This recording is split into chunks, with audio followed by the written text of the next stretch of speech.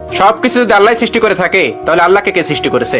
এই প্রশ্নটির সম্মুখীন আমরা প্রায়ই হই, যেটা অমুসলিমদের কাছে হতে পারে, যেটা নাস্তিকদের কাছে হতে পারে, এবং আমাদের মতো মুসলমানদের মাথায়ও এই রকম প্রশ্ন ঘোরে। এই প্রশ্নটির উত্তর আমি আপনাদেরকে দিয়ে দিব ছোট্ট একটা ঘটনার মাধ্যমে। তো চলুন শুরু করা যাক সেই ঘটনাটি। একবার ইরাকে সমস্ত নাস্তিকের একত্রিত হলো এবং সেখানকার সমস্ত আলেমদের ডাকলো এবং বলল, তোমরা যদি আমাদের 4টা প্রশ্নের উত্তর দিতে পারো তাহলে আমরা ইসলাম ধর্ম গ্রহণ করে নেব, আমরা মুসলমান হয়ে যাব, আমরা নাস্তিক থাকবো না। তারপর সকল আলেমরা বলল, ঠিক আছে, তোমাদের প্রশ্ন 4টি করো, আমরা প্রশ্ন উত্তর দেওয়ার চেষ্টা করব।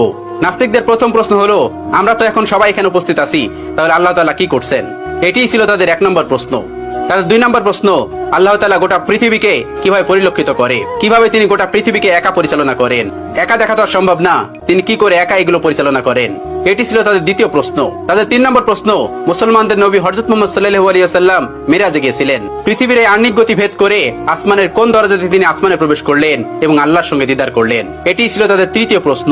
এবং তাদের সর্বশেষ প্রশ্ন, আল্লাহ তাআলার আগে কে, আল্লাহ তাআলাকে কে সৃষ্টি করেছেন? এই ছিল তাদের মোট 4টি প্রশ্ন। সেখানে থাকা সকল আলেমরা উত্তর দেওয়ার চেষ্টা করলো, কিন্তু কেউ সৎ উত্তর দিতে পারলো না, কারণ এই প্রশ্নগুলি খুবই কঠিন প্রশ্ন, যার উত্তর দেওয়া তো সহজ না।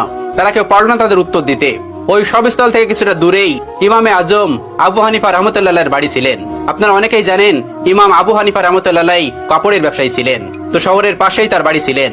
তার কানেই খবরটি গেল। তিনি জানতে পারলেন সবস্থলে এই ঘটনাটি ঘটছে।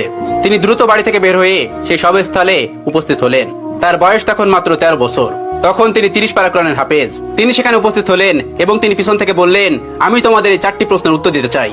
সবাই সেখানে অবাক হয়ে গেল, এই ছোট্ট বাচ্চাটি এই কঠিন কঠিন প্রশ্নের উত্তর দেবে? অবাক হয়ে তাকে ডেকে নিল এবং বলল, তুমি আসো। তিনি বললেন, আমি তোমাদের এই সকল প্রশ্নের উত্তর দিব। সবাই